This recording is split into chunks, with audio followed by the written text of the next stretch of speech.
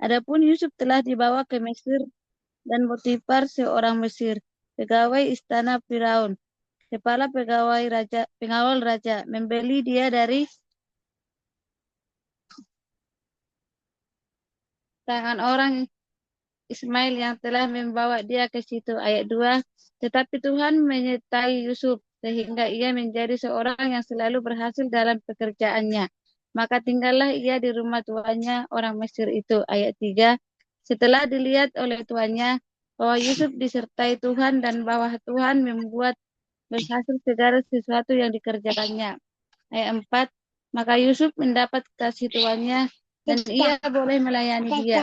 Kepada Yusuf diberikannya kuasa atas rumahnya dan segala miliknya diserahkannya pada kekuasaan Yusuf. Ayat 5.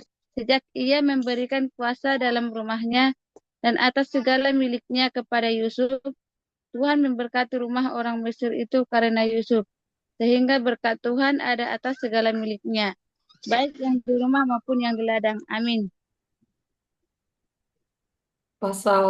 Kejadian pasal 39 ayat 6. Segala miliknya diserahkannya kepada kekuasaan Yusuf. Dan dengan bantuan Yusuf, ia tidak usah lagi mengatur apa-apapun selain dari makanannya sendiri. Adapun Yusuf itu manis sikapnya dan elok parasnya. Ayat 7. Selang beberapa waktu istri tuannya memandang Yusuf dengan berahi, lalu katanya, marilah tidur dengan aku. Ayat 8. Tetapi Yusuf menolak dan berkata kepada istri tuannya itu, dengan bantuanku, tuanku itu tidak lagi mengatur apa yang ada di rumah ini, dan ia telah menyerahkan segala miliknya pada kekuasaanku. Ayat 9. Bahkan di rumah ini ia tidak lebih besar kuasanya daripadaku, dan tiada yang tidak diserahkannya kepadaku selain daripada engkau, sebab engkau istrinya. Bagaimanakah mungkin aku melakukan kejahatan yang besar ini dan berbuat dosa terhadap Allah? Ayat 10. Walaupun dari hari ke hari perempuan itu membujuk Yusuf, Yusuf tidak mendengarkan bujukannya itu untuk tidur di sisinya dan bersetubuh dengan dia. Amin. Ayat 11. Pada suatu hari masuklah Yusuf ke dalam rumah untuk melakukan pekerjaannya, sedang dari seisi rumah itu seorang pun tidak ada di rumah. 12. Lalu perempuan itu memegang baju Yusuf sambil berkata, marilah tidur dengan aku. Tetapi Yusuf meninggalkan bajunya di tangan perempuan itu dan lari keluar. Ayat 13, ketika dilihat perempuan itu bahwa Yusuf meninggalkan bajunya dalam tangannya dan telah lari keluar, ayat 14, dipanggilnyalah seisi rumah itu, lalu katanya kepada mereka, lihat, dibawanya kemari seorang Ibrani, supaya orang ini dapat mempermainkan kita. Orang ini mendekati aku untuk tidur dengan aku, tetapi aku berteriak-teriak dengan suara keras. Ayat 15, dan ketika didengarnya bahwa aku berteriak sekeras-kerasnya, ditinggalkannyalah bajunya padaku, lalu ia lari keluar. Gabriel, Ibu Gabriel, ayat 16. Kejadian 39 ayat 16. Demikian firman Tuhan. Juga ditaruhnya baju Yusuf itu di sisinya sampai tuan rumah pulang. Perkataan itu jugalah yang diceritakan perempuan itu kepada Potifar. Katanya, hamba orang Ibrani yang kau bawa kemari itu datang kepadaku untuk mempermainkan aku. 18. Tetapi ketika aku berteriak sekeras-kerasnya, ditinggalkannya bajunya padaku, lalu ia lari keluar. 19.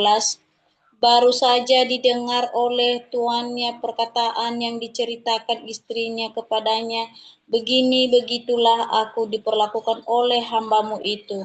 Maka bangkitlah amarahnya. 20. Lalu Yusuf ditangkap oleh tuannya dan dimasukkan ke dalam penjara, tempat tahanan-tahanan raja dikurung. Demikianlah Yusuf dipenjarakan di sana. Amin. Ayat 21, tetapi Tuhan menyertai Yusuf dan melimpahkan kasih setianya kepadanya dan membuat Yusuf kesayangannya bagi kepala penjara itu. 22, sebab itu kepala penjara mempercayakan semua tahanan dan dalam penjara itu kepada Yusuf dan segala pekerjaan yang harus dilakukan di situ. Dialah yang mengurusnya.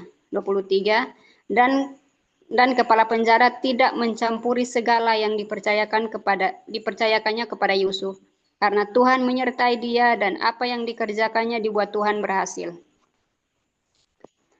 Kejadian pasal 40, mimpi juru minuman dan juru roti.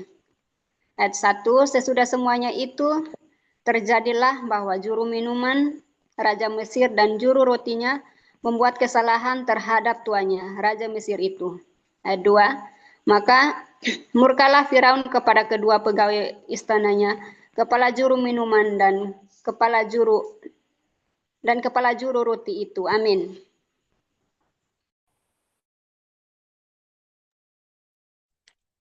Ayat yang ketiga sampai ke 7 ya. Ia menahan mereka dalam rumah kepala pengawal raja, dalam penjara tempat Yusuf dikurung. 4. Kepala pengawal raja menempatkan Yusuf bersama-sama dengan mereka untuk melayani mereka. Demikianlah mereka ditahan beberapa waktu lamanya. 5. Pada suatu kali bermimpilah mereka, keduanya, baik juru minuman maupun juru roti Raja Mesir, yang ditahan dalam penjara itu. Masing-masing ada mimpinya pada satu malam juga, dan mimpi masing-masing itu ada artinya sendiri. 6. Ketika pada waktu pagi Yusuf datang kepada mereka, segera dilihatnya bahwa mereka bersusah hati. 7. Lalu ia bertanya kepada pegawai-pegawai istana Firaun yang ditahan bersama-sama dengan dia dalam rumah tuannya itu, mengapakah hari ini mukamu semuram itu? Amin. 8. Jawab mereka kepadanya, kami bermimpi tetapi tidak ada orang yang dapat mengartikannya. Lalu kata Yusuf kepada mereka, bukankah Allah yang menerangkan arti mimpi? Ceritakanlah kiranya mimpimu itu kepadaku. 9. Kemudian juru minuman itu menceritakan mimpinya kepada Yusuf, katanya, dalam mimpiku itu tampak ada pohon anggur di depanku. 10. Pohon anggur itu ada 3 carangnya dan baru saja pohon itu bertunas, bunganya sudah keluar dan tandan-tandannya penuh buah anggur yang ranum. 11.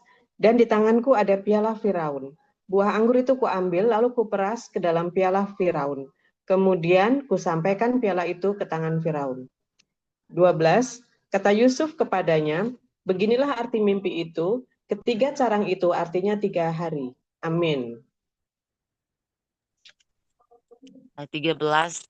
Dalam 3 hari ini Firaun akan meninggikan engkau dan mengembalikan engkau ke dalam pangkatmu yang dahulu, dan engkau akan menyampaikan piala ke tangan Firaun seperti dahulu kala, ketika engkau jadi juru minumannya. 14. Tetapi ingatlah kepadaku, apabila keadaanmu telah baik nanti, tunjukkanlah terima kasihmu kepadaku dengan menceritakan hal ihwalku kepada Firaun, dan tolonglah keluarkan aku dari rumah ini. 15. Sebab aku diculik begitu saja dari negeri orang Ibrani, dan di sini pun aku tidak pernah melakukan apa-apa yang menyebabkan aku layak dimasukkan ke dalam liang tutupan ini. 16. Setelah dilihat oleh kepala juru roti, betapa baik arti mimpi itu, berkatalah ia kepadanya, aku pun bermimpi juga. Tanpa aku menjunjung 3 bakul berisi penganan. Dalam bakul atas ada berbagai-bagai makanan untuk Firaun, buatan juru roti, tetapi burung-burung memakannya dari dalam bakul yang di atas kepalaku.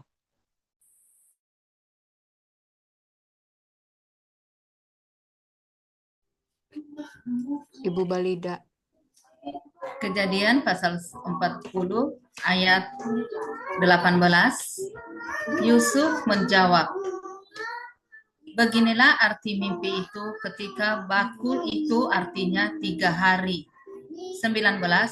Dalam 3 hari ini Firaun akan meninggikan engkau tinggi ke atas dan menggantung engkau pada sebuah tiang, dan burung-burung akan memakan dagingmu dari tubuhmu. 20. Terjadilah pada hari ketiga hari kelahiran Firaun. Maka Firaun mengadakan perjamuan untuk semua pegawainya. Ia meninggikan kepala juru minuman dan kepala juru roti itu di tengah-tengah para pegawainya. 21. Kepala juru minuman itu dikembalikannya ke dalam jabatannya, sehingga ia menyampaikan pula piala ke tangan Firaun. 22. Tetapi kepala juru roti itu digantungnya, seperti yang ditabirkan Yusuf kepada mereka. Amin. Amin. 23. Tetapi Yusuf tidaklah diingat oleh kepala juru minuman itu, melainkan dilupakannya. Kejadian 41 ayat 1. Mimpi Firaun. Ayat 1. Setelah lewat 2 tahun lamanya, bermimpilah Firaun bahwa ia berdiri di tepi sungai Nil. Ayat 2. Tampaklah dari sungai Nil itu keluar 7 ekor lembu yang indah bangunannya dan gemuk badannya, lalu memakan rumput yang di tepi sungai itu. Ayat 3. Kemudian tampaklah juga 7 ekor yang lain yang keluar dari dalam sungai Nil itu, buruk bangunannya dan kurus badannya, lalu berdiri samping lembu-lembu yang tadi di tepi sungai Nil. Ayat 4. Lembu-lembu yang buruk bangunannya dan kurus badannya, ia memakan ke-7 ekor lembu yang indah bangunannya dan gemuk itu. Lalu terjagalah Firaun. Amin.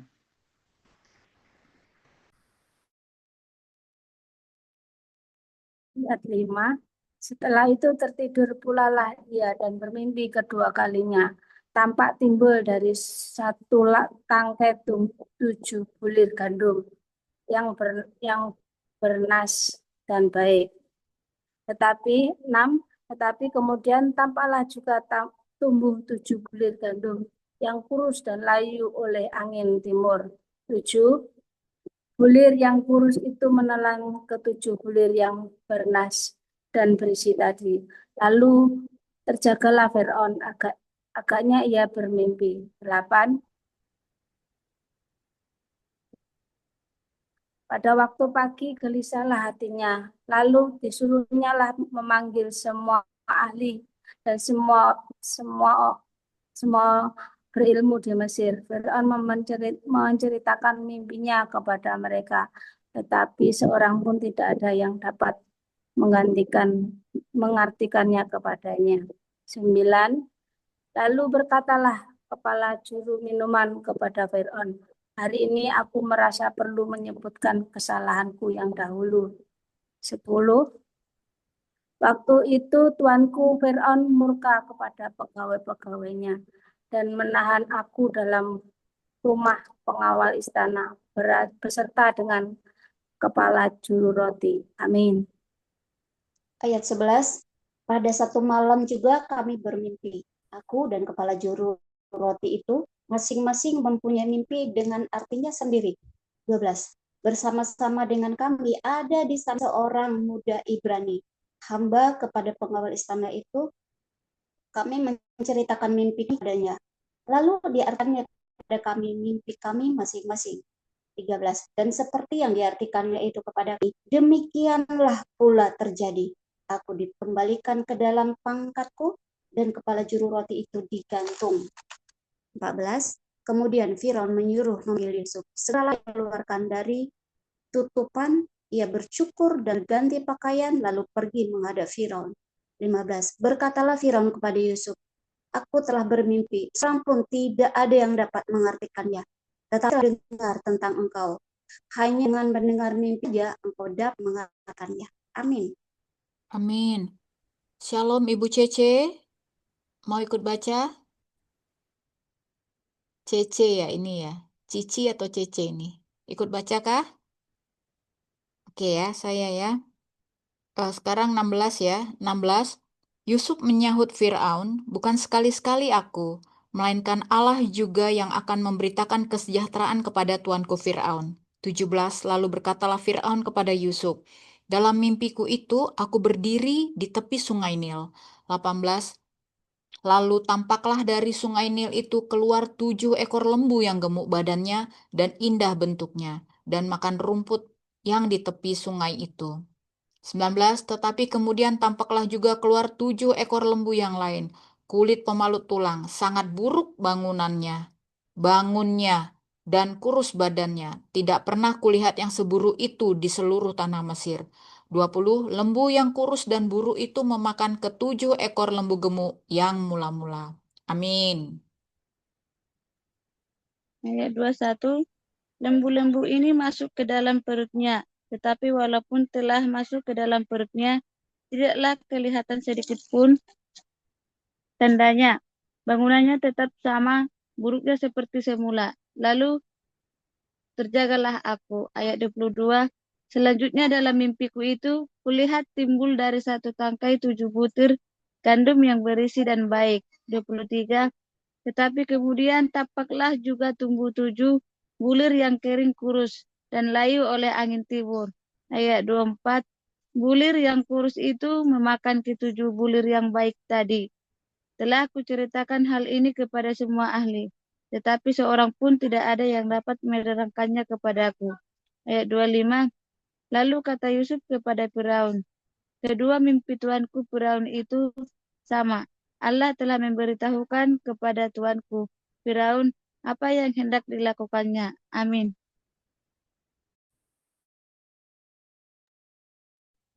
Pasal 41 ayat 26. Ketujuh ekor lembu yang baik itu ialah 7 tahun, dan ke-7 bulir gandum yang baik itu ialah 7 tahun juga. Kedua mimpi itu sama. Ayat 27, ke-7 ekor lembu yang kurus dan buruk, yang keluar kemudian, maksudnya 7 tahun.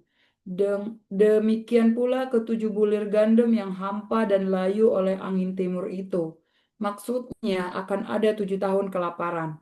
Ayat 28, inilah maksud perkataanku, ketika aku berkata kepada tuanku Firaun, Allah telah memperlihatkan kepada tuanku Firaun apa yang hendak dilakukannya. 29, ketahuilah tuanku, akan datang 7 tahun kelimpahan di seluruh tanah Mesir. Ayat 30, kemudian akan timbul 7 tahun kelaparan, maka akan dilupakan segala kelimpahan itu di tanah Mesir, karena kelaparan itu mengurus keringkan negeri ini. Amin.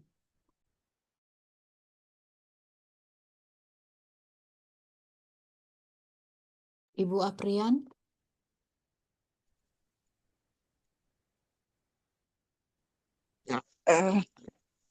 Ayat 3. Akan menguruskan negeri ini. Ayat 3 berapa tadi ya? 31, Bu. Sekarang ayat 31, iya. Sesudah itu akan tidak lagi bekas kelimpahan itu di negeri ini, karena kelaparan itu sebab sangat hebatnya kelaparan itu. 32, sampai 2 kali mimpi itu diulangi bagi tuanku Fir'aun, berarti hal itu telah ditetapkan oleh Allah dan Allah akan segera melakukannya. 3, oleh sebab itu baiklah Tuan Fir'aun mencari seorang yang akal budi dan bijaksana dan mengangkatnya menjadi kuasa atas tanah Mesir. 34, baiklah juga tuanku Fir'aun berbuat begini, yakni menempatkan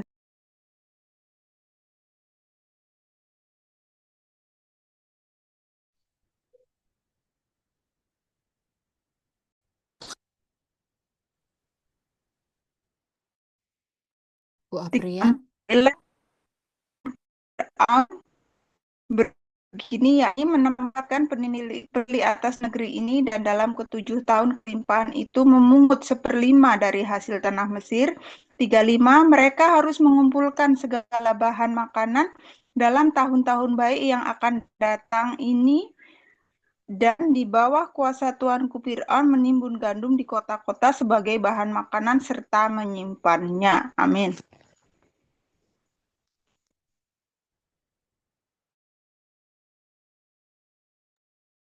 Gabriel. Iya Bunda, buka mic. Kejadian 41 ayat 36.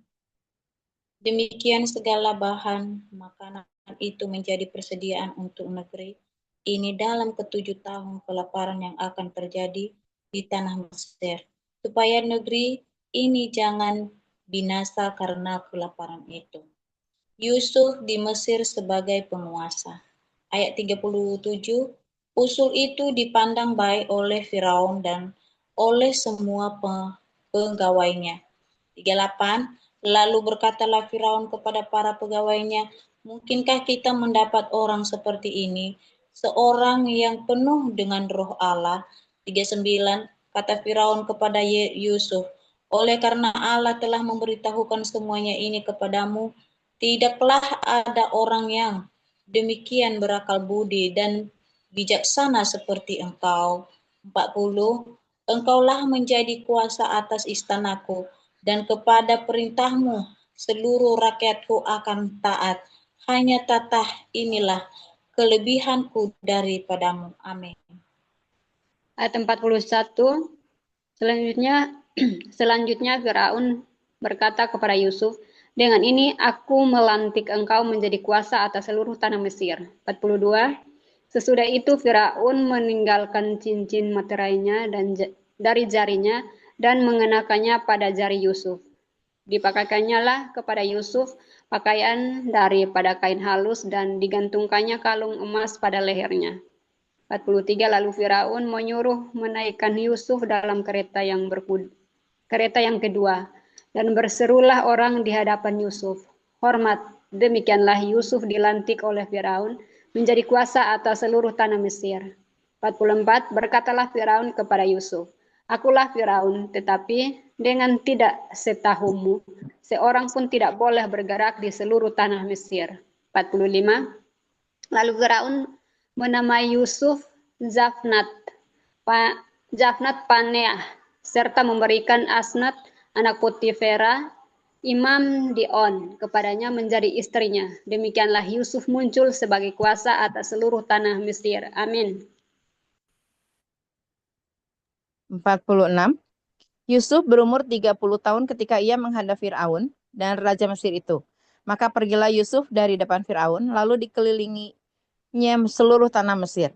47. Tanah itu mengeluarkan hasil bertumpuk-tumpuk dalam ke-7 tahun kelimpahan itu. 48. Maka Yusuf mengumpulkan segala bahan makanan ke-7 tahun kelimpahan yang ada di tanah Mesir, lalu disimpannya di kota-kota. Hasil daerah sekitar tiap-tiap kota disimpan di dalam kota itu. 49. Demikianlah Yusuf menimbun gandum seperti pasir di laut sangat banyak, sehingga orang berhenti menghitungnya karena memang tidak terhitung. 50. Sebelum datang tahun kelaparan itu, lahirlah bagi Yusuf 2 orang anak laki-laki yang dilahirkan oleh Asnat, anak Potifera, Imam Dion. Amin.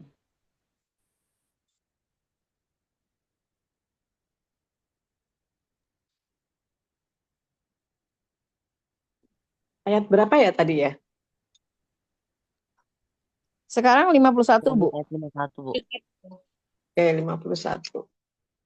Yusuf memberi nama Manasye kepada anak sulungnya itu, sebab katanya, Allah telah membuat aku lupa sama sekali kepada kesukaranku dan kepada rumah bapakku. 52, dan kepada anaknya yang kedua diberinya nama Efraim, sebab katanya, Allah membuat aku mendapat anak dalam negeri kesengsaraanku.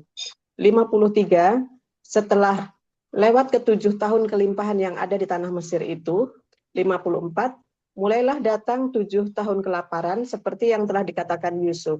Dalam segala negeri ada kelaparan, tetapi di seluruh negeri Mesir ada roti.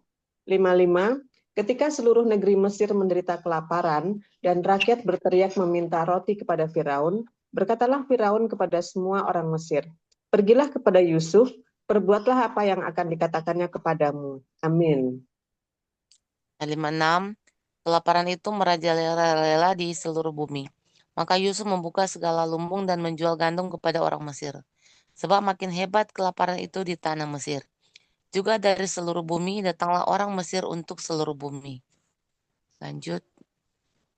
Matius 21. 21.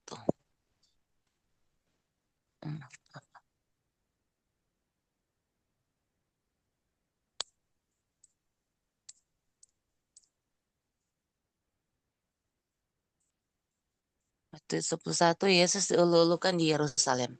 Ketika Yesus dan murid-muridnya telah dekat Yerusalem dan tiba di Betfage yang terletak di Bukit Zaitun, Yesus menyuruh 2 orang muridnya dengan pesan, "Pergilah ke kampung yang di depanmu itu, dan di situ kamu akan segera menemukan seekor keledai betina tertambat dan anaknya ada dekatnya. Lepaskanlah keledai itu dan bawalah keduanya kepadaku." Ayat 3, "Dan jikalau ada orang menegur kamu, katakanlah, Tuhan memerlukannya, ia akan segera mengembalikannya." Amin.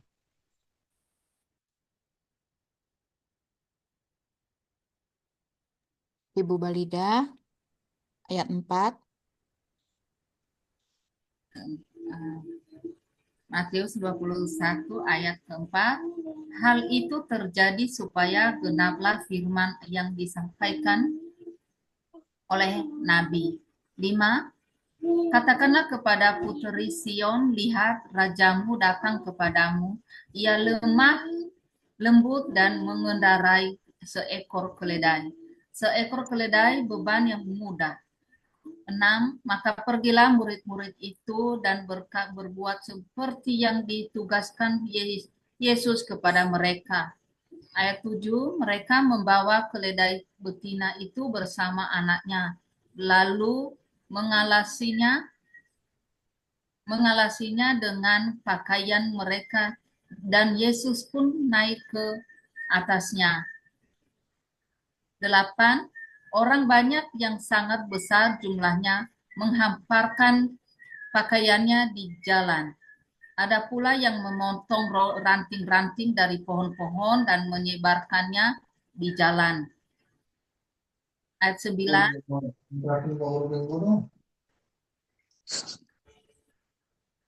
Udah ya, Bu? Ya.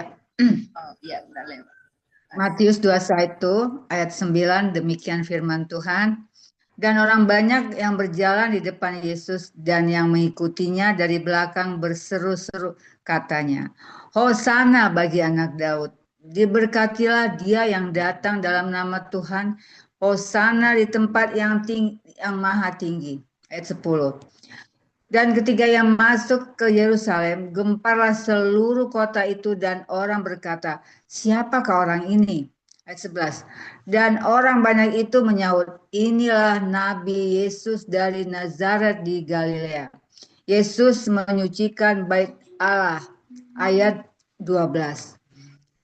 Lalu Yesus masuk ke bait Allah dan mengusir semua orang yang berjual beli di halaman bait Allah. Ia membalikkan meja-meja penukar uang dan bangku-bangku pedagang merpati. Ayat 13. Dan berkata kepada mereka, ada tertulis, "Rumahku akan disebut rumah doa, tetapi kamu menjadikannya sarang penyamun." Amin. Ayat 14. Maka datanglah orang-orang buta dan orang-orang timpang kepadanya dalam bait Allah itu, dan mereka disembuhkannya. 15. Tetapi ketika imam-imam kepala dan ahli-ahli Taurat melihat mujizat-mujizat yang dibuatnya itu, dan anak-anak yang berseru dalam bait Allah, "Hosana bagi anak Daud," hati mereka sangat jengkel. 16. Lalu mereka berkata kepadanya, Engkau dengar apa yang dikatakan anak-anak itu?" Kata Yesus kepada mereka, "Aku dengar. Belum pernahkah kamu baca, dari mulut bayi-bayi dan anak-anak yang menyusu, Engkau telah menyediakan puji-pujian." 17. Lalu ia meninggalkan mereka dan pergi keluar kota di Betania dan bermalam di situ. Yesus mengutuk pohon ara. Ayat 18. Pada pagi-pagi hari dalam perjalanannya kembali ke kota, Yesus merasa lapar. Amin.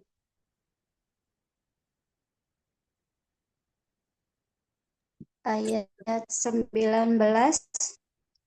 Adalah ia melihat pohon ara lalu ke situ, tetapi ia tidak melihat apa-apa pada pohon itu selain daun saja. Kata kepada dia, "Engkau tidak akan berbuah lagi selama menjaga." Dan seketika itu sudah kering pohon ara itu. 20. Lihat, jadi tercenganglah muridnya lalu berkata, "Bagaimana mungkin pohon ara itu sekonyong-konyong menjadi kering?" Yesus menjawab mereka, "Aku berkata kepadamu, sesungguhnya jika kamu percaya dan tidak, kamu bukan akan berbuat apa yang kuperbuat dengan onara itu. Tetapi juga jika kamu berkata padamu, beranjaklah dan tercampaklah ke dalam laut, hal itu akan terjadi. Dua-dua, dan apa sih yang kamu minta dalam doa, dengan penuh kepercayaan, kamu akan menerimanya. Pertanyaan mengenai kuasa Yesus. Ayat 20. Lalu Yesus dan ketika ia mengajar itu, datang imam kepala bangsa Yahudi padanya dan bertanya, apakah engkau akan hal-hal itu, dan siapakah yang memberi kuasa itu kepadamu? Ayat 24. Jawab Yesus kepada mereka, aku juga akan mengajukan satu pertanyaan kepadamu, dan jikalau kamu memberi jawab ya kepadaku, aku akan mengatakan juga kepadamu, dengan kuasa manakah aku melakukan hal-hal itu? Ayat 25. Dari manakah baptisan Yohanes? Dari surga atau dari manusia? Mereka memperbincangkannya di antara mereka dan berkata, jikalau kita katakan dari surga, ia akan berkata kepada kita,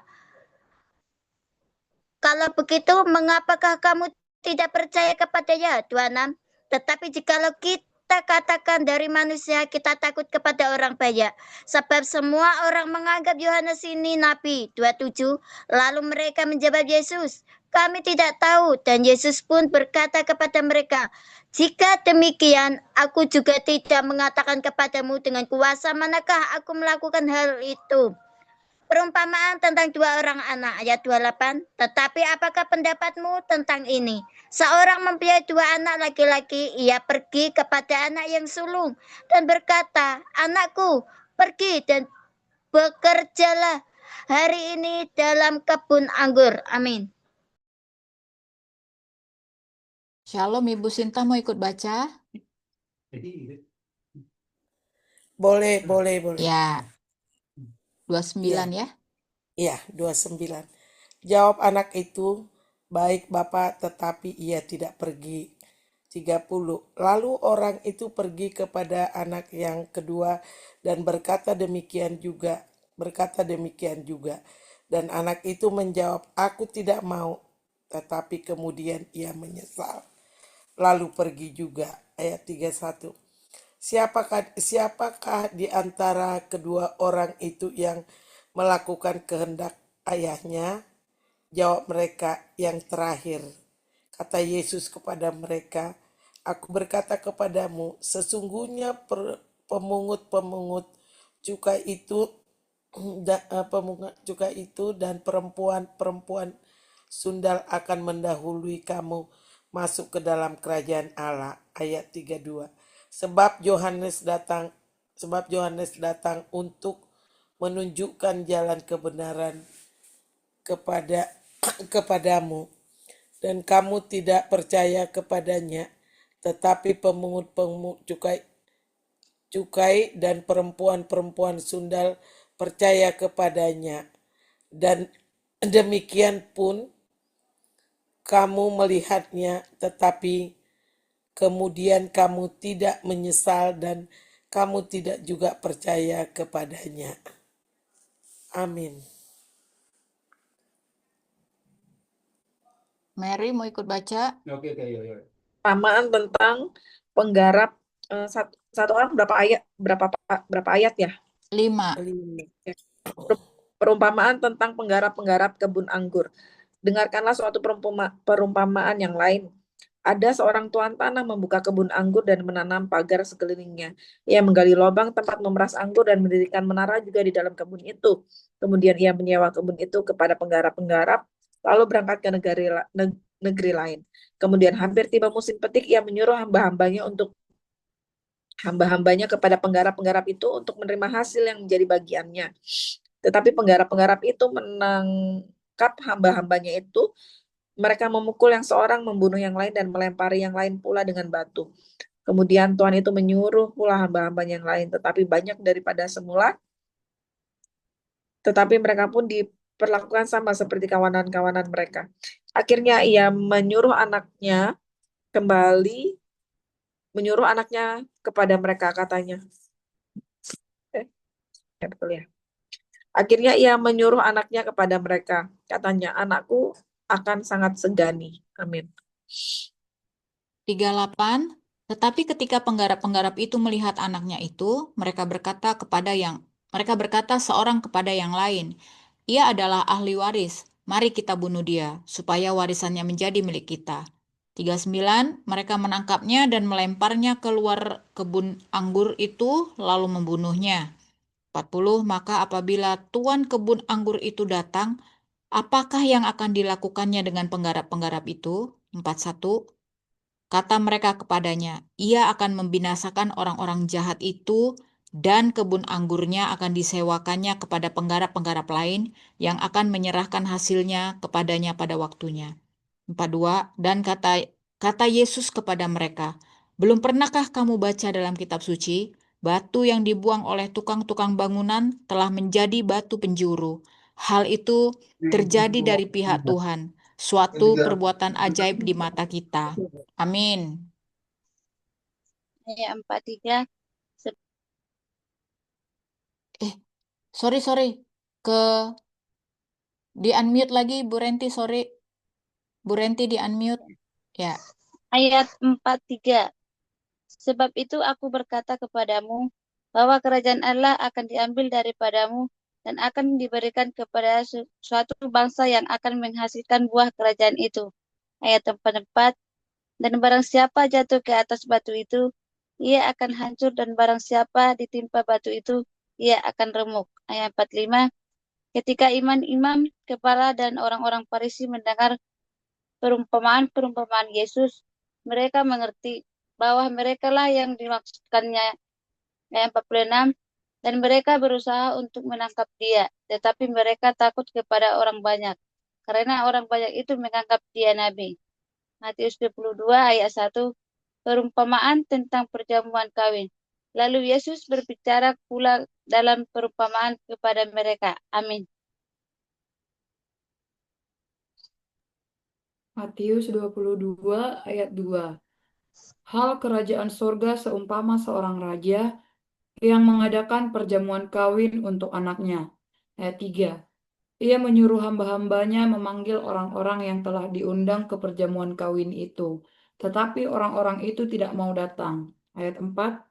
Ia menyuruh pula hamba-hamba lain, pesannya, katakanlah kepada orang-orang yang diundang itu, sesungguhnya hidangan telah kusediakan, lembu-lembu jantan dan ternak piaraanku telah disembelih. Semuanya telah tersedia. Datanglah ke perjamuan kawin ini. Ayat yang kelima. Tetapi orang-orang yang diundang itu tidak mengindahkannya. Ada yang pergi ke ladangnya, ada yang pergi mengurus usahanya. Amin. Ibu Ayat Afrian. 7, Ya. ayat 7, maka murkalah raja itu, ia Ayat 6, menyuruh Bu. pasukan. Ayat 6, Ayat Bu. 6 ya? Iya. Iya, baik. Dan yang lain menangkap hamba-hambanya itu, menyiksanya dan membunuhnya. Ayat 7, maka murkalah raja itu lalu menyuruh pasukannya ke sana untuk membinasakan pembunuh-pembunuh itu dan membakar kota mereka. Ayat 8, sesudah itu ia berkata kepada hamba-hambanya, perjamuan kawin telah tersedia, tetapi orang-orang yang diundang tadi tidak layak untuk itu. 9, sebab itu pergilah ke persimpangan-persimpangan dan undangan setiap orang yang kamu jumpai di sana ke perjamuan kawin itu. 10, maka pergilah hamba-hamba itu dan mereka mengumpulkan semua orang dijumpainya di jalan-jalan, orang-orang jahat dan orang-orang baik, sehingga penuhlah ruangan perjamuan kawin itu dengan tamu. Amin.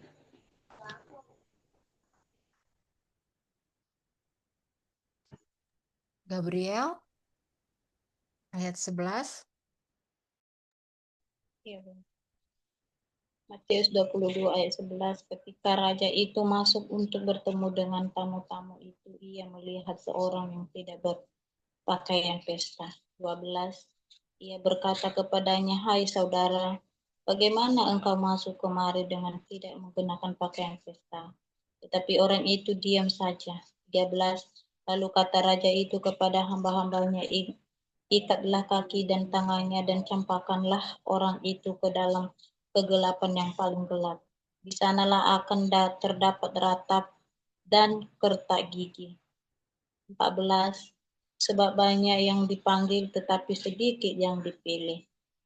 Tentang membayar pajak kepada kaisar. 15. Kemudian pergilah orang-orang Farisi, mereka berunding bagaimana mereka dapat menjerat Yesus dengan satu pertanyaan. Amin. Ayat 16. Mereka menyuruh murid-murid mereka bersama-sama orang-orang Herodian bertanya kepadanya, Guru, kami tahu engkau adalah seorang yang jujur dan dengan jujur mengajar jalan Allah dan dengan engkau tidak takut kepada siapapun juga, sebab engkau tidak mencari muka. 17. Katakanlah kepada kami pendapatmu, apakah diperbolehkan membayar pajak kepada kaisar atau tidak? 18. Tetapi Yesus mengetahui kejahatan hati mereka. Hati mereka itu lalu berkata, mengapa kamu mencobai aku, hai orang-orang munafik? 19. Tunjukkanlah kepadaku mata uang untuk pajak itu. Mereka membawa suatu dinar kepadanya. 20. Maka ia bertanya kepada mereka, gambar dan tulisan siapakah ini? Amin. Ayat yang ke-21, jawab mereka, gambar dan tulisan kaisar. Lalu kata Yesus kepada mereka, berikanlah kepada kaisar apa yang wajib kamu berikan kepada kaisar, dan kepada Allah apa yang wajib kamu berikan kepada Allah. 22. Mendengar itu heranlah mereka dan meninggalkan Yesus lalu pergi. Pertanyaan orang Saduki tentang kebangkitan. 23. Pada hari itu datanglah kepada Yesus beberapa orang Saduki yang berpendapat bahwa tidak ada kebangkitan. Mereka bertanya kepadanya. 24. Guru, Musa mengatakan bahwa jika seorang mati dengan tiada meninggalkan anak, saudaranya harus kawin dengan istrinya itu dan membangkitkan keturunan bagi saudaranya itu. 25. Tetapi di antara kami ada 7 orang bersaudara. Yang pertama kawin, tetapi kemudian mati. Dan karena ia tidak mempunyai keturunan, ia meninggalkan istrinya itu bagi saudaranya. Amin. 26. Demikian juga yang kedua dan yang ketiga sampai dengan yang ketujuh. 27. Dan akhirnya sesudah mereka semua, perempuan itu pun mati. 28. Siapakah di antara ketujuh orang itu yang menjadi suami perempuan itu pada hari kebangkitan, sebab mereka semua telah beristrikan dia? 29. Yesus menjawab mereka, kamu sesat sebab kamu tidak mengerti kitab suci maupun kuasa Allah. 30. Karena pada waktu kebangkitan orang tidak kawin dan tidak dikawinkan, melainkan hidup seperti malaikat di sorga. Amin. 31. Tetapi tentang kebangkitan orang-orang mati tidakkah kamu baca apa yang difirmankan Allah ketika ia bersabda, Akulah Allah Abraham, Allah Ishak dan Allah Yakub. Ia bukanlah Allah orang mati, melainkan Allah orang hidup. Orang banyak yang mendengar itu takjub akan pengajarannya. Hukum yang terutama. Ayat 34, ketika orang-orang Farisi mendengar bahwa Yesus telah membuat orang-orang Saduki itu bungkam, berkumpullah mereka. Dan seorang dari mereka, seorang ahli Taurat bertanya untuk mencobai dia.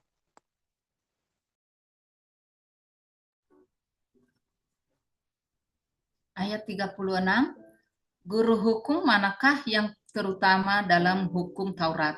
37, jawab Yesus kepadanya, kasihilah Tuhan Allahmu dengan segenap hatimu dan dengan segenap jiwamu dan dengan segenap akal budimu. 38, itulah hukum yang terutama dan yang pertama. 39, dan hukum yang kedua yang sama dengan itu ialah kasihilah sesamamu manusia seperti dirimu sendiri. 40, pada kedua hukum inilah tergantung seluruh hukum Taurat dan kitab para nabi. Amin. Matius 22 ayat 41. Demikian firman Tuhan. Hubungan antara Yesus dan Daud. Ayat 41. Ketika orang-orang Farisi sedang berkumpul, Yesus bertanya kepada mereka, katanya, "Apakah pendapatmu tentang Mesias? Anak siapakah dia?" Kata mereka kepadanya, "Anak Daud." Katanya kepada mereka, "Jika demikian, bagaimanakah Daud oleh pimpinan roh dapat menyebut dia Tuannya ketika ia berkata," ayat 44, "Tuhan telah berfirman kepada Tuanku, duduklah di sebelah kananku sampai musuh-musuhku kutaruh di bawah kakimu." Ayat 45, "Jadi jika Daud menyebut dia tuannya, bagaimanakah mungkin ia anaknya pula? Tidak ada seorang pun yang dapat menjawabnya. Dan sejak hari itu tidak ada seorang pun yang juga yang berani menanyakan kepada sesuatu kepadanya." Amin. Amin. Silakan Kak Dewi.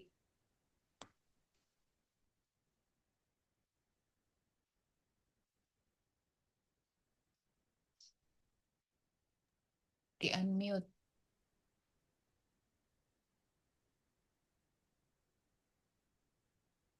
Ya, puji Tuhan, kita sudah selesai membaca firman dari Kejadian 39 sampai 41 dan Matius 2 ayat Matius 21 sampai 20.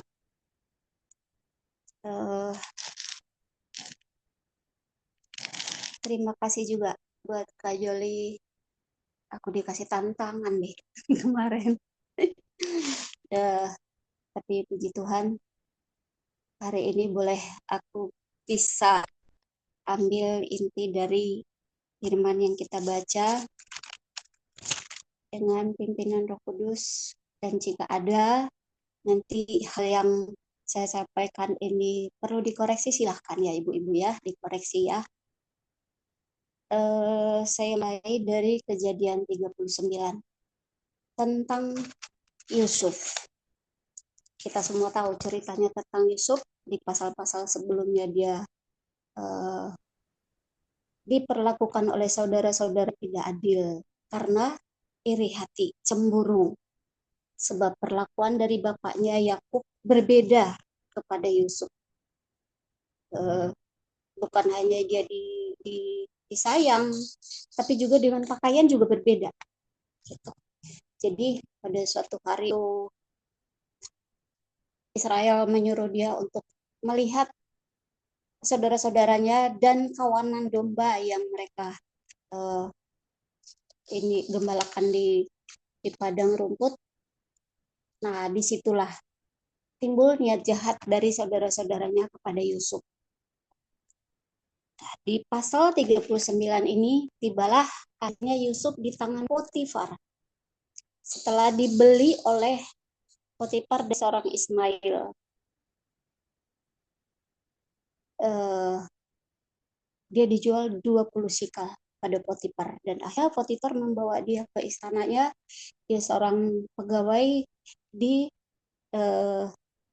kerajaan Firaun. Di situ sekalipun pasti tanah Mesir, karena hidup Yusuf itu sangat berkenan di mata Tuhan, dia tetap disertai. Kemudian dia dibawa ke rumah Potifar dengan tentunya selama di sana dia bekerja dengan baik, dan akhirnya Potifar memberi kuasa buat dia atas rumahnya, segala apapun atas rumahnya itu dia diberi kuasa oleh Potifar. Itu berarti Yusuf sangat berkelakuan baik seperti memang dikatakan di ayat selanjutnya bahwa sikapnya, perbuatannya itu sangat manis. Gitu. Jadi dia pun dipercayakan oleh Potifar untuk menguasai seluruh rumahnya kecuali satu, istrinya. Nah, tapi bukan berarti dia terbiasa. Di sini Tante Po, saya sebutnya Tante Po ya, Potifar karena tidak disebutkan namanya. Di sini Tante Po juga memanfaatkan situasi juga. Karena memang Yusuf itu kalau dibilang sekarang ya tampan, cakep, apalagi dia anak Tuhan yang sangat taat takut akan Tuhan. Jadi segala tindak perbuatannya itu sangat bagus. Tidak ada yang membuat hati orang menjadi nggak suka gitu. Semuanya suka. Dan termasuklah Tante Po. Ada kemudian kita melihat sampai dia Tante Po itu setiap hari menggoda dia. Itu berarti kan tidak berhenti. Iblis itu terus mencari cara supaya Yusuf tunduk sama dia. Tapi Yusuf luar biasa. Di sini malah seorang perempuan yang menjadi iblis sebagai penggoda. Ya itulah karena memang Yusuf ganteng. Semuanya lah ada pada dia. Saudaranya aja iri sama dia. Apalagi perempuan ya. Nah terus akhirnya Tante Po mengatur semuanya. Bagaimana caranya supaya Yusuf itu takluk sama dia. Tapi Yusuf karena memang dia benar di mata Tuhan, Tuhan pun berkarya atas dia. Dia selalu dijaga, dilindungi. Dan bahkan setiap apapun yang dia kerjakan berhasil. Bahkan rumah Potifar juga selalu diberkati, tidak kekurangan apapun. Karena Yusuf itu tadi. Nah, tiba saatnya iblis itu menggoda dia. Tapi Yusuf tidak tergoda. Sampai-sampai Tante Po membuat suatu rekayasa untuk bisa mendapatkannya. Tapi Yusuf juga bukan tidak kehilangan akal. Sekalipun akhirnya dia harus membayar harga atas keberanian dia, atas tindakan dia yang menghindari dosa besar itu. Dia harus bayar harga.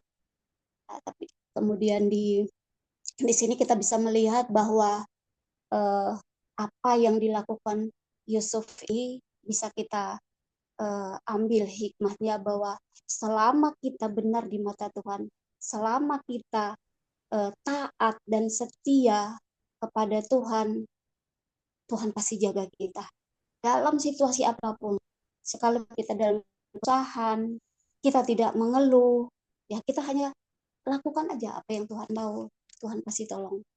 Dan di saat situasi yang diatur oleh Tante Po pun dia bisa diselamatkan, sekalipun itu tadi harus dibayar harga dengan dia dipenjara. Dipenjara bukan berarti dia juga menjadi orang yang ya udah berakhir semuanya, enggak. Tapi dalam penjara itulah dia dibuat Tuhan naik level. Di situ dia dipertemukan dengan juru minum dan juru roti yang dipenjara karena sesuatu hal apa yang mereka lakukan tidak benar. Akhirnya mereka dipertemukanlah dengan Yusuf. Dan selama di penjara itu pun Yusuf, walaupun mungkin kalau kita ya, kita sudah difitnah, bahkan kita sampai di penjara hukum, mungkin kalau kita pasti akan ya selesai deh, habis tamat lah gitu kan. Tapi di situ Yusuf tetap menjalankan apa yang Tuhan sudah percayakan kepadanya. Dia di penjara itu malah diangkat jadi kepala atas seluruh penjara itu. Dan semua apapun yang harus ya pokoknya hal apapun yang di penjara itu dia mengatur semuanya. Dia menjadi kepala. Dan tidak ada yang berani melawan dia. Karena memang dia melakukannya sungguh-sungguh buat Tuhan. Jadi dia pun tetap di Tuhan sekalipun itu di penjara. Nah, tiba akan mulai naik level itu tadi melalui juru minum tadi. Di saat minum itu bermimpi, tidak ada seorang pun yang bisa di penjara ya, tidak ada yang bisa menghentikan mimpi itu. Lalu Yusuf pun tentu Tuhan yang menggerakkan ya. Dia bertanya, ada apa? Akhirnya diceritakanlah mimpinya itu dan diartikan sesuai dengan apa yang akan terjadi. Dan ada satu hal, setelah juru minum itu, setelah mimpi juru minum itu disampaikan oleh Yusuf, dia meminta kepada juru minum itu, setelah keadaanmu baik, ingat akan saya, bantu saya, tolong saya nanti untuk keluar dari tempat ini, dari penjara ini. Tapi setelah terjadi apa yang dikatakan Yusuf bahwa akan terjadi suatu hal kepada juru minum itu, bahwa segala kedudukannya, jabatan yang akan dikembalikan setelah 3 hari, dia lupa. Dia melupakan Yusuf yang sudah menolong dia. Tapi Tuhan tidak berhenti di situ untuk menolong Yusuf. Tuhan tetap berkarya dengan mimpi yang lebih dahsyat lagi. Mimpi Raja Firaun. Nah, di sini tadi kita melihat dari apa yang telah dilakukan oleh Yusuf untuk dialami oleh juru minum tadi. Ini juga terjadi pada kehidupan kita, bahwa setelah kita dalam posisi sudah ada dalam hidup yang mapan, yang nyaman, atau mungkin bahkan kita sudah sembuh dari sakit, kita bisa lupa sama Tuhan. Kita bisa lupa mengucap syukur. Nah, ini kita diingatkan lewat apa yang terjadi atas juru minum ini. Kita diingatkan supaya kita tetap rendah hati, kita tetap mengingat kepada orang-orang yang telah menolong kita, bahkan supaya kita tetap bersyukur kepada Tuhan atas apa yang Tuhan kerjakan atas hidup kita. Kita sembuh dari sini, bahkan mungkin kita menjadi kaya, diberkati apa yang kita kerjakan, usaha kita diberkati, mungkin anak-anak kita juga semuanya sukses gitu. Jadi kita diingat di sini untuk kita tetap bersyukur dan ingat mungkin kalau dalam layanan kita hamba-hamba Tuhan yang gereja atau hamba-hamba yang sudah seperti saya pribadi, aku mengalami banyak hal, kemudian aku mendapatkan firman yang menguatkan, aku tidak pernah lupa itu. Di mana setiap hari membangun saya kekuatan dan memampukan saya untuk berdiri gitu. Kalau sebelumnya saya sungguh-sungguh down, tapi setelah mengerti hal itu saya kembali. Terus di pasal yang mulai mimpi Firaun, isi akan semakin memperkokoh. Dewi, sorry, kayaknya ditutup aja kamera karena suaranya muncul tenggelam. Mungkin sinyal. Enggak apa-apa. Oke. Iya. Bentar ya. Memang. Ya. Oke, memang di sini cuacanya dari pagi dari angin. Saya lanjut dari pasal 41. Udah jelas ya? Masih terputus-putus? Ini udah jelas tutupnya. Oke. Tentang mimpi Raja Firaun bahwa Yusuf menjadi lebih naik lagi ke depannya, lebih diangkat lagi oleh Tuhan. Kita tahu tentang mimpi Raja Firaun. Setelah kemudian juru minum itu teringat akan Yusuf, bahwa dia harus menolong dia. Tentunya ini juga Tuhan yang menggerakkan hatinya. Kemudian Raja pun memanggilnya, Raja Firaun, dan dia mengartikan mimpi yang disampaikan oleh Firaun, bahkan bukan hanya mengartikan, tapi mencari solusi. Disitulah Raja Firaun semakin yakin tidak salah pilih orang untuk menjadikan Yusuf sebagai penguasa atas Mesir.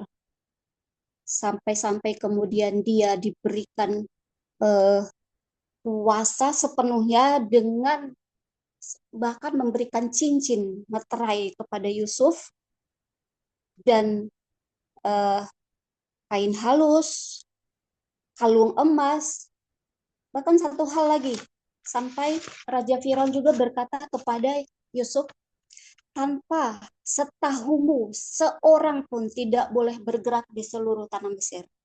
Ini saya coba mengartikan ini bahwa ya tidak ada siapapun yang boleh mengatur atau memerintah Yusuf atau mengabaikan dia ataupun mengatur Yusuf, bahwa memang sudah diberikan sepenuhnya kuasa itu kepada Yusuf. Dan akhirnya ada satu hal lagi yang diberikan oleh Firaun kepada Yusuf, nama yang sangat bagus, yaitu Jafnat, Pak Aneah. Itu artinya Allah telah berfirman, ia akan hidup, ia pengungkap rahasia-rahasia. Itu yang diberikan oleh Firaun kepada Yusuf. Nah, di sini pun kita melihat kehidupan Yusuf yang sudah mulai berdampak, yang sudah mulai menjadi berkat buat banyak orang, bahkan di negeri asing, yaitu Mesir. Sedangkan dia adalah orang Ibrani, tetapi Tuhan pakai dia. Luar biasa menjadi pemimpin di Mesir. Nah, kita sendiri, kita bisa tarik ke dalam diri kita. Kita ibu-ibu di perempuan baca Alkitab ini sudah kita menjadi berdampak buat keluarga dulu, ini ya, yang paling terkecil dulu, baru di sekeliling kita, tetangga kita, adakah kita sudah berdampak? Nah, ini juga pertanyaan buat diri saya juga, apakah saya juga udah bisa menjadi teladan buat orang-orang di sekeliling saya, di keluarga saya. Nah, ini kita diingatkan oleh Yusuf, di mana dia memberikan solusi atas 7 tahun masa kelimpahan dan 7 tahun masa kekeringan itu. Dan akhirnya raja memberikan dia kuasa bagaimana caranya untuk mengatasi itu. Jadi Raja Firaun udah nggak ikut lagi dalam hal mengatasi masalah-masalah itu, tapi sudah diberikan wewenang penuh kepada Yusuf. Nah, kita kalau kita menghadapi masalah juga, apakah kita menghindari ataupun kita hanya bersungut-sungut atau kita berdoa untuk kita mendapat solusi dari Tuhan. Ini saya kira arti daripada di bab pasal 41 ini. Itu yang saya dapat dari Kejadian yang bisa saya bagikan. Kemudian di pasal di Matius 21 tentang Yesus dielu-elukan dan juga dicobai. Nah, ini dielu-elukan pada saat masuk kota Yerusalem, dia disambut dengan luar biasa, bahkan sampai jalanan itu dipenuhi dengan pakaian-pakaian orang-orang di Yerusalem untuk menyambut Tuhan Yesus, bahkan juga daun-daun palma diletakkan di sepanjang jalan sampai ke Yerusalem. Tetapi ada yang menyambut dengan sukacita, tapi ada juga yang merasa syirik, yaitu ahli-ahli Taurat, imam-imam. Itu mereka tidak suka melihat Tuhan Yesus dielu-elukan. Bahkan di pasal 21 ayat 14 ayat 11, di saat Tuhan Yesus dielu-elukan itu mereka bertanya, siapa orang ini? Dan kita di situ melihat inilah Nabi Yesus dari Nazaret. Kata Nabi Yesus ini kita juga sering mendengar dari saudara-saudara sepupu kita bahwa kalau di mereka dibilang bahasa Arabnya itu disebut Nabi Isa. Ya, ini yang mereka pakai. Ayat ini yang mereka pakai untuk memojokkan kita. Mereka berkata bahwa ya orang Yahudi aja tidak percaya bahwa Yesus itu adalah Tuhan.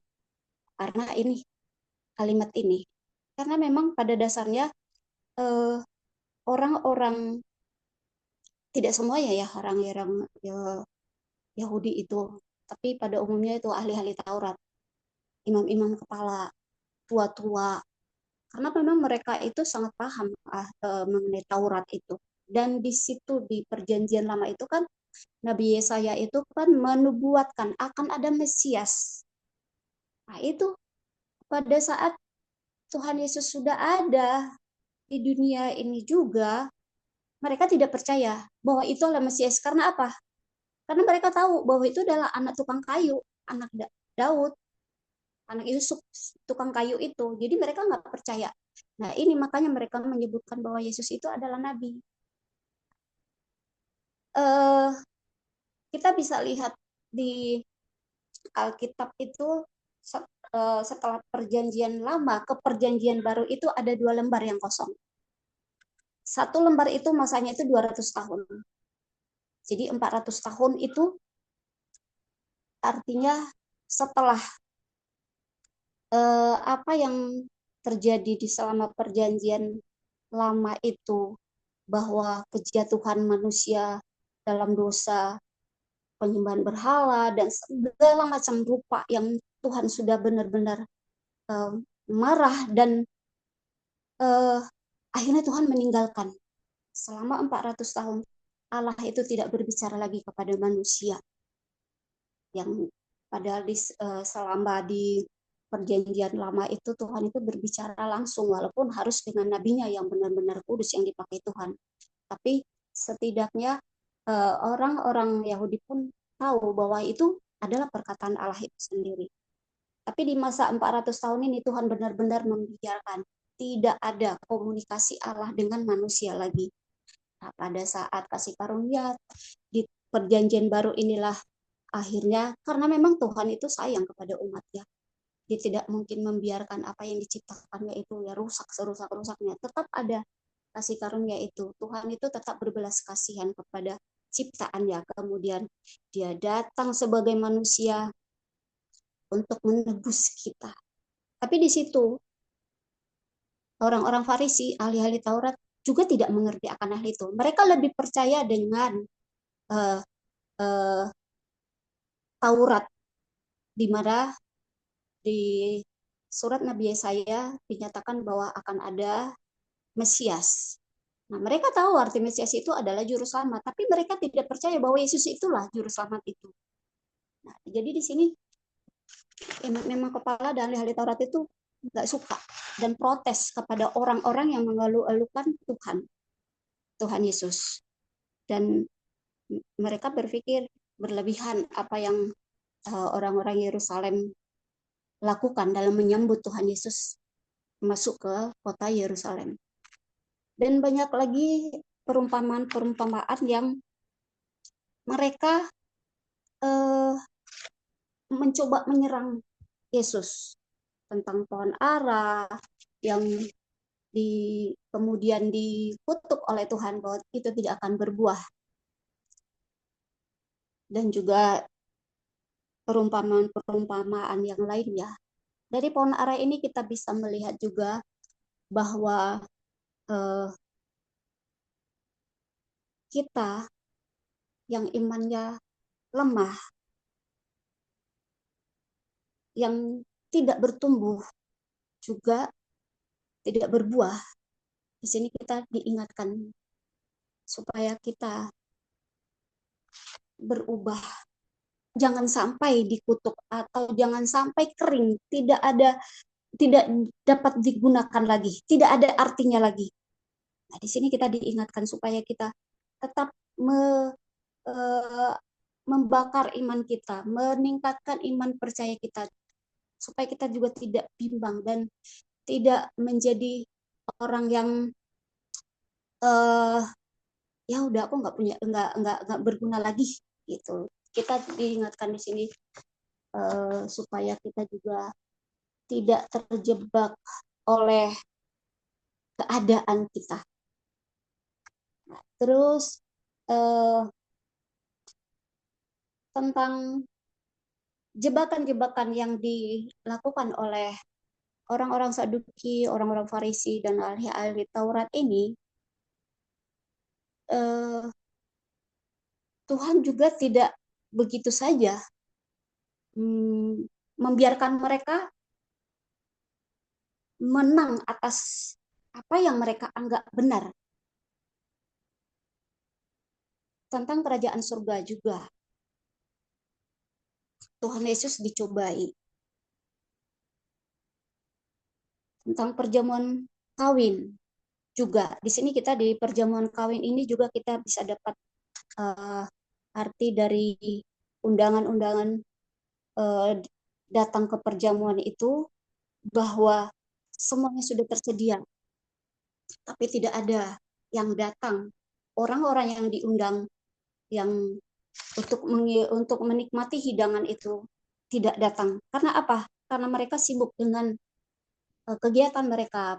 Bahkan mungkin mereka tidak menganggap itu penting. Padahal itu sangat-sangat penting. Kenapa? Karena mereka sudah terbuai oleh apa yang mereka miliki. Bahwa itu lebih penting. Apa yang mereka sudah miliki itu lebih penting dari sekedar perjamuan. Padahal perjamuan kawin itu adalah perjamuan yang di anak domba Allah dengan kita jemaatnya. Nah, di situ perumpamaan itu Tuhan katakan bahwa orang-orang yang seperti ini sulit untuk masuk surga. Nah, sekarang bawalah orang-orang di pinggiran jalan, yang tentunya kalau udah di pinggir jalan berarti ada orang-orang jahat, ada orang-orang cacat, ada orang peminta-minta, segala macam lah ada di situ. Nah, itulah yang Tuhan Yesus bilang, inilah yang layak. Ini yang boleh datang ke perjamuan kawin domba Allah itu. Tapi tentunya dengan pakaian yang kudus. Maksudnya karakter kita sudah harus berubah.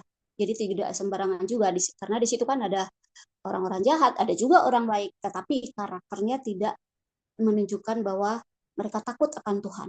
Jadi tetap Tuhan perhitungkan mengapa pakaiannya tidak seperti menghadapi perjamuan kawin itu, sehingga dia dikeluarkan, diusir dari perjamuan itu. Nah, di sini kita juga diingatkan supaya kita dalam saat-saat kita datang ke hadirat Tuhan, saat-saat kita benar-benar mau memuji, menyembah Tuhan, kita juga harus menanggalkan semua karakter kita yang buruk. Jangan kita merasa sombong bahwa kita sudah sangat beriman, sudah sangat benar di hadapan Tuhan. Padahal itu kesombongan yang Tuhan tidak suka. Akhirnya kita dibuang. Akhirnya kita tidak diurapi, tidak diberkati, ya semuanya lah, jadi sia-sia semuanya. Nah, dan akhirnya setelah melalui semua ujian-ujian yang orang-orang Farisi dan orang-orang Tuhan Yesus, saatnya Tuhan berkata di pasal 22. Saya juga tadi di sini tentang hukum yang terutama di pasal-pasal, di ayat-ayat terakhir itu saya ulang-ulang ini baca. Maksudnya apa gitu. Tentang Mesias, anak siapakah dia? Itu pertanyaan yang disampaikan Yesus. Karena sudah begitu banyak tadi perumpamaan yang menjebak Tuhan Yesus. Tapi akhirnya Tuhan Yesus berkata kepada mereka, pada orang-orang Farisi itu, ahli-ahli Taurat semuanya. Dia bertanya tentang Mesias, karena mereka tahunya Mesias. Anak siapakah dia? Mereka bingung menjawab itu. Saya tadi, maksudnya apa ya gitu. Jadi aku ulang-ulang baca. Di sini Tuhan berkata, jika Daud menyebut dia tuannya, bagaimana mungkin dia anaknya pula? Ini artinya nih, misalnya saya nih Daud. Terus Yesus itu kan keturunan Daud, jadi anaknya itu. Yesus tuannya Daud. Bagaimana mungkin Yesus itu anaknya pula? Itu orang Farisi udah kebingungan tuh, nggak tahu lagi menjawabnya, telak langsung. Tidak bisa berkata apa-apa lagi, dan tidak lagi berani mencobai dan bahkan bertanya kepada Yesus tentang apapun lagi. Mereka dibungkam oleh satu pertanyaan saja. Nah, kita juga mungkin sering kali ada orang-orang yang mencobai kita ya. Aku pernah ditanya seperti itu. Awalnya saya juga bingung menjawabnya. Kenapa kamu memilih Yesus? Kenapa tidak? Toh agama kan banyak di dunia ini. Ada agama ini, agama itu. Kenapa kamu memilih Yesus? Katanya gitu. Nah, di situ aku berpikir, ya karena Tuhan Yesus yang menyelamatkan saya gitu. Itu jawaban yang refleks keluar dari mulut. Tapi ternyata bukan itu. Jawaban intinya yang paling mengena itu bukan itu. Dan ini kita harus bisa jawab. Karena suatu saat akan ada orang-orang, bukan hanya orang yang tidak kenal Tuhan, tapi juga orang-orang yang kenal Tuhan juga akan menguji kita. Karena manusia ini kan pada dasarnya sombong gitu kan.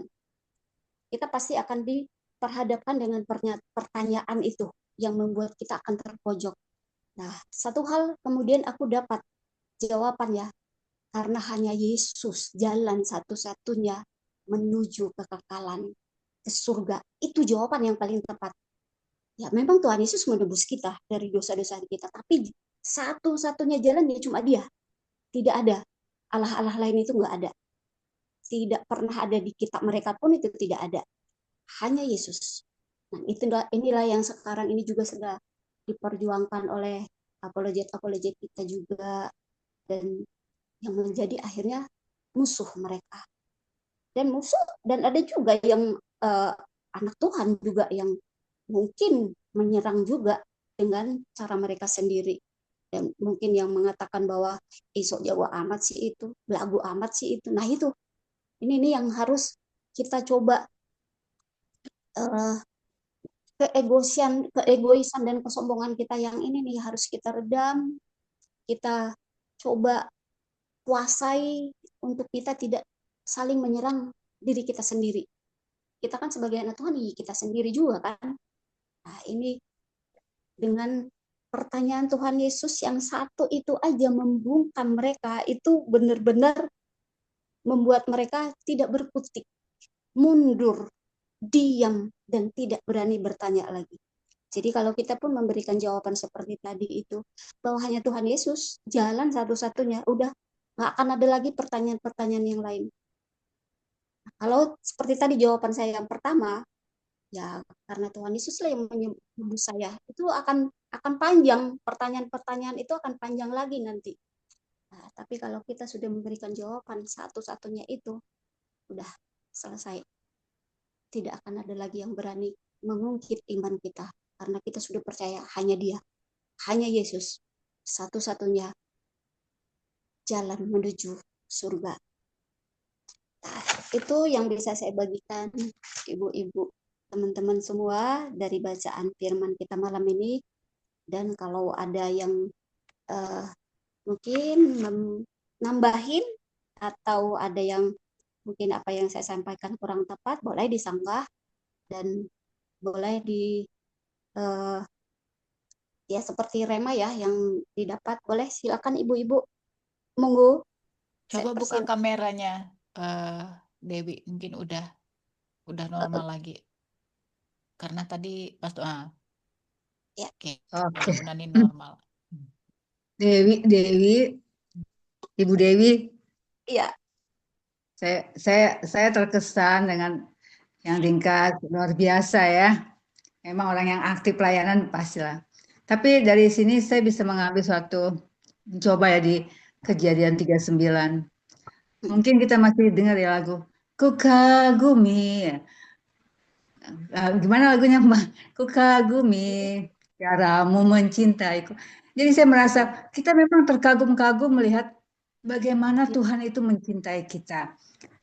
Kenapa saya bilang gitu? Ketika kita lihat Yusuf, ini suatu contoh yang sangat baik untuk kehidupan kita sehari-hari. Bagaimana Yusuf bertahan dalam kehidupannya ya. Tetapi si Yusuf ini seorang laki-laki yang tahu diri. Dia tahu bagaimana Potifar yang sudah membawa dia dari orang Mesir, dari tangan Ismail ya. Dari tangan Ismail. Dia tahu diri bahwa Potifar seorang yang luar biasa bagi dia. Walaupun seorang perempuan yang luar biasa, mungkin cantiknya pada zaman-zaman dulu, kayaknya orang Mesir cantik juga. Tidak mengganggu, sedikit juga tidak. Dia pertama dia takut sama Tuhannya. Itu seorang Yusuf. Kemudian dia menghargai tuannya bosnya, tuannya pada itu yang sudah begitu baik padanya. Jadi bagi dia walaupun ada dia difitnah atau apa, dia tidak peduli. Bahkan sampai tahan apa sekali karena dia merasa dia hidup di jalan Tuhan. Nggak perlu takut aku, kira-kira gitu ya. Jadi hal ini pun terjadi buat kita sebagai orang yang percaya pada Tuhan dan kita berserah sama Tuhan. Memang kita mendapati gelombang hidup ya begitu, difitnah, banyaklah hal yang terjadi dalam hidup kita. Tetapi selama kita selalu percaya pada Tuhan, mengandalkan Tuhan dalam hidup kita, kita nggak perlu takut. Memang pada waktunya kita mendapati banyak percobaan-cobaan, tetapi kita percaya janji Tuhan, ya dan amin. Ya, dia tidak akan pernah meninggalkan kita. Kita percaya. Itu memang Yusuf ini benar-benar menjadi teladan bagi hidup kita ya. Luar biasanya, percayanya. Karena saya ingat waktu saya baca tadi waktu dia berkata waktu kalau nggak salah kejadian 41 dibilangnya waktu Firaun menanya dia apa katanya. Tuhan, dia selalu mengandalkan Tuhan atau dia selalu meninggikan Tuhan, bilang Tuhan yang beritahu itu, bukan saya, dibilang gitu ya. Tuhan yang ngasih berita. Jadi semoga apa ya? Jadi kita nggak perlu cengeng takut ketika kita difitnah atau apa, nggak perlu, serahkan sama Tuhan, percaya ya dan amin, pasti kita selalu jadi pemenang. Demikian. Ya. Makasih Bu Lampita. Ayo ibu-ibu yang ada mungkin yang mau berbagi lagi supaya kita semakin dikuatkan iman kita. Saya tuh ada rema ya, Dewi ya. Saya tuh melihat begini ya, membaca 39 ini. Ini mengenai ini ya, 39 ayat 2. Tetapi Tuhan menyertai Yusuf sehingga ia menjadi seorang yang selalu berhasil nih dalam pekerjaannya. Lalu 21. Tetapi Tuhan menyertai Yusuf dan melimpahkan kasih-Nya kepadanya dan membuat Yusuf kesayangan kepala penjara. Di 23. Tuhan menyertai dia, si Yusuf, dan apa yang dikerjakannya dibuat Tuhan berhasil. Jadi saya melihat di sini bahwa dalam situasi seperti apapun ya, misalnya ini kan Yusuf pun udah dibuang, difitnah, pokoknya selalu dikondisikan di dalam satu situasi yang benar-benar tidak menyenangkan gitu ya, atau tidak enak, atau susah lah gitu ya. Sama seperti kita, situasi sulit tuh pasti ada. Tetapi di dalam kesulitannya itu, karena Tuhan menyertai dia, selalu saja ada jalan yang membuat dia bisa keluar dan menjadi apa ya, seperti tadi itu kan jadi kata-katanya intinya gini, selalu apa yang dibuat Yusuf itu berhasil, dia bisa menjadi kesayangan, dia bisa menjadi orang hebat. Itu tuh menurut saya luar biasa ya. Itu sama seperti kita juga sepertinya ya, ketika Tuhan menyertai kita gitu dalam situasi apapun, sebenarnya eh apa namanya, kita pun bisa seperti Yusuf, apa saja yang kita buat itu bisa berhasil, kita ditarik dari apa yang menjadi persoalan hidup kita gitu, seperti Yusuf gini. Tapi saya lihat apa sih sebenarnya kunci Yusuf itu, kenapa kok Tuhan itu selalu menyayangi dia gitu ya. Rupanya dia memang taat ya, digoda pun dia tidak mau ya, digoda pun dia sama seorang perempuan ya, ini ya si istri sampai ini, itu pun dia tidak mau gitu ya. Jadi ternyata luar biasa, Tuhan itu kalau menyertai seseorang, apa saja itu yang kita lakukan itu benar-benar dibantu ya, ya berhasil lah seperti itu. Jadi kata-katanya kan saya temukan seperti itu luar biasa gitu. Iya Sama betul. lah Apalagi itu kan di Mesir ya, bukan di negaranya. Kalau kita nih di negara kita sendiri, ada orang anak Tuhan aja yang berhasil naik kedudukannya tinggi, udah pasti dijangkan. Nah, tapi Yusuf mendapatkan materai, mendapatkan apa namanya, seperti kita naik ke surga dikasih kuasa gitu kan. Nah, Yusuf pun menerima itu dari Firaun. Luar biasa, iya. Ya, saya itu yang di Kejadian. Luar biasa belajar dari Yusuf ini. Tuhan itu kalau sayang sama kita, dia pasti itu ya, apapun yang kita buat berhasil. Saya Nah, baca itu tadi kata-katanya itu. betul. Jadi iri ya lihat Yusuf. Mm-mm. Nah, bisa nggak kita seperti itu? Mm-mm. Oke, ibu-ibu yang lain adakah lagi?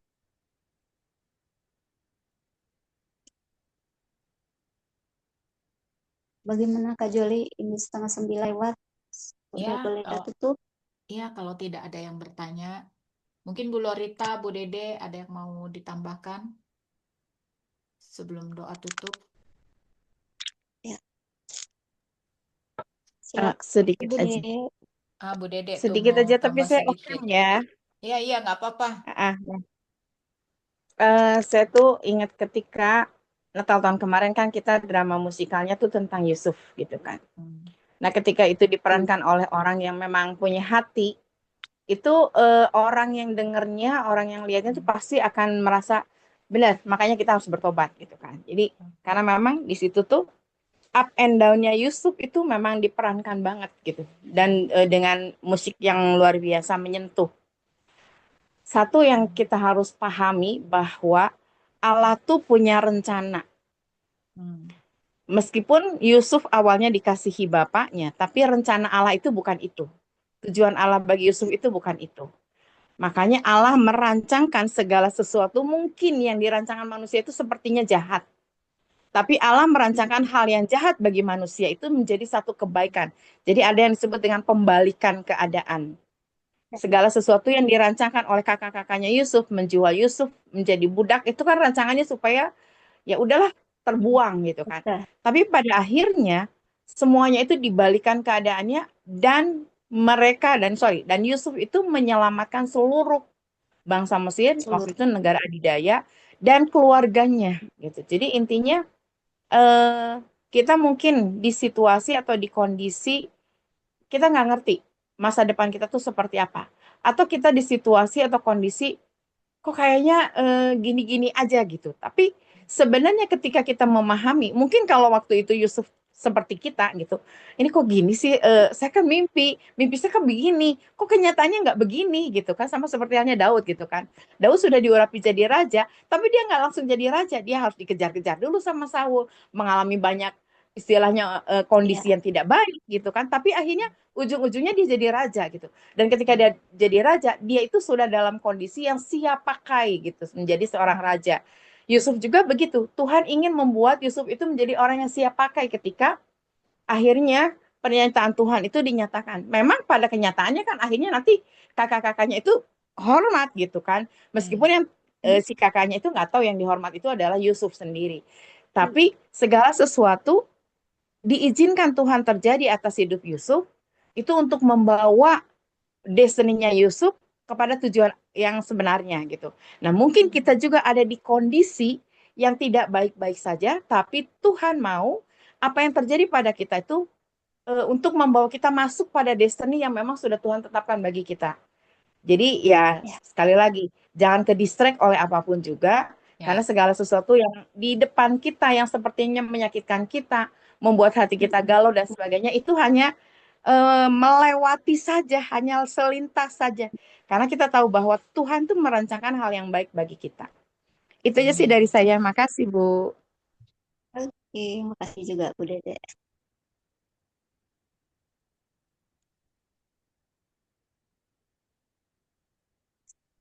Siapa tadi yang sakit? Ibu Mun. Ibu Mun ini ada di sini.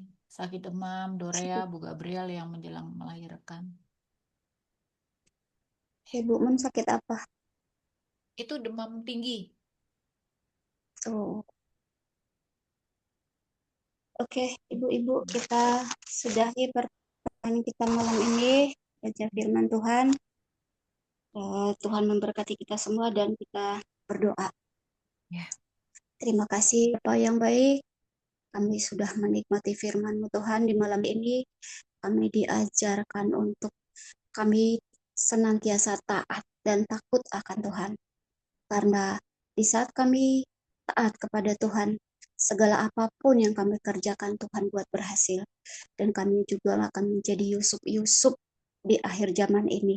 Kami boleh jadi teladan, jadi berkat buat orang-orang di sekeliling kami, bahkan buat bangsa kami ini.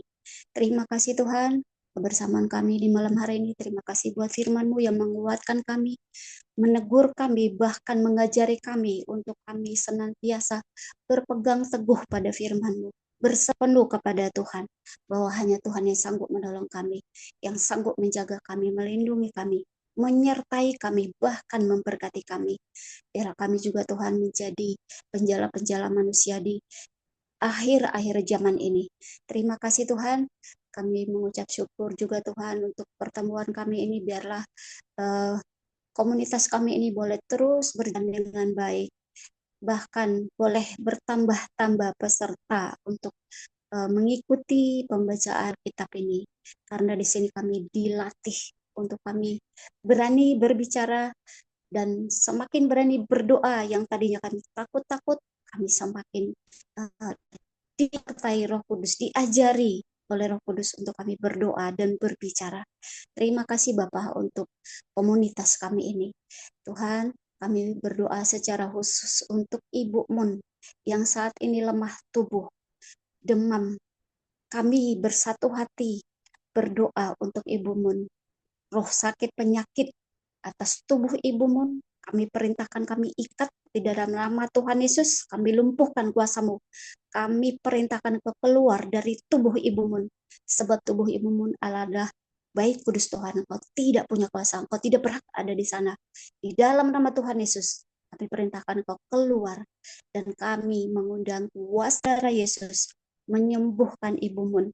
Tidak ada demam-demam lagi. Seluruh tubuhnya diselirami oleh kuasa darah Yesus, dari ujung kepala sampai telapak kakinya disembuhkan, lenyap seluruh sakit penyakitnya di dalam nama Tuhan Yesus. Sembuh terjadi atas Ibu Mun, atas tubuhnya saat ini. Tidak ada demam-demam lagi, bahkan tubuhnya akan menjadi berkirang atas kesembuhan yang sudah dia terima. Terima kasih Bapak untuk teman-teman kami yang lain juga yang mungkin dalam keadaan sakit Tuhan, apapun sakit penyakitnya, kami imani Tuhan, oleh bilur-bilur Tuhan Yesus kami sudah disembuhkan, karena sakit penyakit kami sudah diselesaikan Tuhan Yesus di kayu salib 2000 tahun lalu. Dan saat ini kami perkatakan, kami terima kesembuhan dalam nama Tuhan Yesus. Terima kasih Bapak, terima kasih Tuhan Yesus. Sebentar kami mau bersatu lain, kami mau istirahat Tuhan. Dalam tidur kami malam ini, kami mengundang Kau Tuhan senantiasa menyertai kami, melindungi, memberkati kami bahkan dalam tidur kami malam ini. Dan besok pagi kami boleh bangun dengan tubuh yang sehat, tubuh yang baru di hari yang baru yang Tuhan berikan bagi kami. Terima kasih Bapak, ampun dosa pelanggaran kami Tuhan, sehingga kami tidak terhalang menerima berkat anugerah yang dari Tuhan, bahkan kasihan Tuhan senantiasa ada bagi kami. Terima kasih Bapa, dalam nama Tuhan Yesus kami sudah berdoa dan mengucap syukur. Amin.